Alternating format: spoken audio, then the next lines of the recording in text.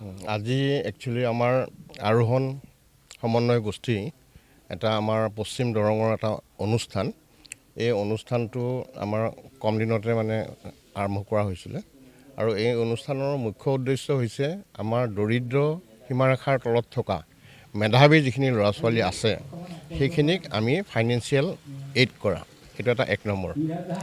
2 নম্বৰতে সমাজৰ যিখিনি মেধাৰ বাহিৰে যিখিনি মানৱ সম্পদ আছে, সকলো মেধাইটো মানৱ সম্পদ নহয়, কিছুমান তলৰ শ্ৰেণীৰ ল'ৰা ছোৱালীও মানৱ সম্পদ হ'ব পাৰে।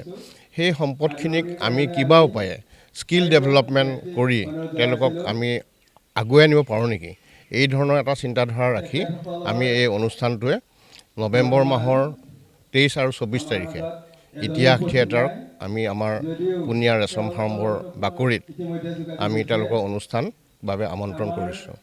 গতিকে এই ক্ষেত্ৰত আমি সকলো ৰাইজৰ সহায় সহানুভূতি আমি কামনা কৰিছোঁ। আজি আমাৰ আগত যিখন থিয়েটাৰ আছে সেই থিয়েটাৰৰ সংগতি ৰাখি আমি আজি টিকট উন্মোচনীৰ যিটো অনুষ্ঠান, সেই অনুষ্ঠানটো আজি আমাৰ এতিয়া হৈ আছে, পুনিয়া প্ৰাথমিক বিদ্যালয়ত হৈ আছে আৰু তাত গোটেই দাঁতিকাষৰীয়া আমাৰ 5-6খন গাঁৱৰ বিভিন্ন শুভাকাংক্ষী লোক আহি ইয়াত উপস্থিত হৈছে আৰু তেওঁলোকে তেওঁলোকৰ সহায় সাহাৰ্য তেওঁলোকে মুক্তভাৱে ব্যক্ত কৰিছে। গতিকে সেই সকলোলৈকো আমাৰ আন্তৰিক ধন্যবাদ জ্ঞাপন কৰিলোঁ। ৰাষ্ট্ৰীয় থিয়েটাৰ আমন্ত্ৰণ কৰিছিলোঁ। আমন্ত্ৰণ কৰি উঠি আমি ভাবিলোঁ, আমি পুনিয়াৰ কেইজনমান ব্যক্তিয়ে তাৰপিছত ভাবিলোঁ আমি এই আমাৰ যিহেতু চেৰিকালচাৰ ফাৰ্মখন আছে, বৃহৎ 200 বিঘা মাটি আছে, গতিকে আমি পুনিয়া গড়েমৰা মাৰৈ বিজুলীবাৰী একগোট হৈ আমি ইয়াৰ এখন ভাল অনুষ্ঠান এটা গঢ়ি তোলাৰ কথা চিন্তা চৰ্চা কৰি আমি গোটেই মানুহখিনিৰ লগত আলোচনা হৈ এইবেলি ইতিহাস থিয়েটাৰ আমন্ত্ৰণ জনাইছোঁ। গতিকে আমাৰ যোৱাবেলিৰ পৰা পৰিসৰটো আমি বহল কৰি নিছোঁ আৰু ভৱিষ্যতে ইয়াৰ পৰিসৰটো আৰু ডাঙৰ হৈ যাব বুলি আশা ৰাখিছোঁ। আজিতো আমাৰ থিয়েটাৰ ইতিহাস থিয়েটাৰ নৱেম্বৰৰ 23 আৰু 24 ডিচেম্বৰত আমন্ত্ৰণ জনাইছোঁ। আজি শুভ উন্মোচনীত আমাৰ ভাল হেৰি পাইছোঁ, আমি সঁহাৰি পাইছোঁ ৰাইজৰ পৰা। মাৰৈ বিজুলীবাৰী পুনিয়া গড়েমৰাৰ পৰা ৰাইজে বহুত সঁহাৰি জনাইছে যাতে এই অনুষ্ঠানটো আমাৰ গোটেইকেইখন গাঁৱতে বিয়পি পৰে, তাৰ কাৰণে মই আশা ৰাখিছোঁ। আজি একচুৱেলি আমাৰ আৰোহণ সমন্বয় গোষ্ঠী এটা আমাৰ পশ্চিম দৰঙৰ এটা অনুষ্ঠান। এই অনুষ্ঠানটো আমাৰ কম দিনতে আৰম্ভ কৰা হৈছিলে আৰু এই অনুষ্ঠানৰ মুখ্য উদ্দেশ্য হৈছে আমাৰ দৰিদ্ৰ সীমাৰেখাৰ তলত থকা মেধাৱী যিখিনি ল'ৰা ছোৱালী আছে সেইখিনিক আমি ফাইনেন্সিয়েল এইড কৰা, সেইটো এটা 1 নম্বৰ। 2 নম্বৰতে সমাজৰ যিখিনি মেধাৰ বাহিৰে যিখিনি মানৱ সম্পদ আছে, সকলো মেধাইটো মানৱ সম্পদ নহয়, কিছুমান তলৰ শ্ৰেণীৰ ল'ৰা ছোৱালীও মানৱ সম্পদ হ'ব পাৰে।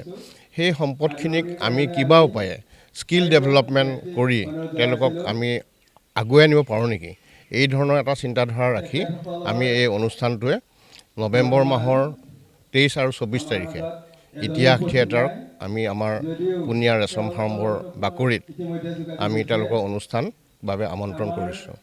গতিকে এই ক্ষেত্ৰত আমি সকলো ৰাইজৰ সহায় সহানুভূতি আমি কামনা কৰিছোঁ।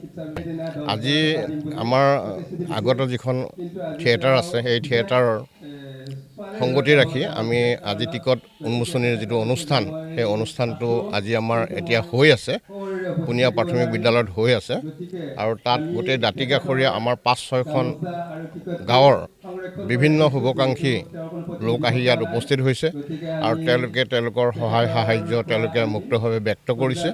গতিকে সেই সকলোলৈকো আমাৰ আন্তৰিক ধন্যবাদ জ্ঞাপন কৰিলোঁ।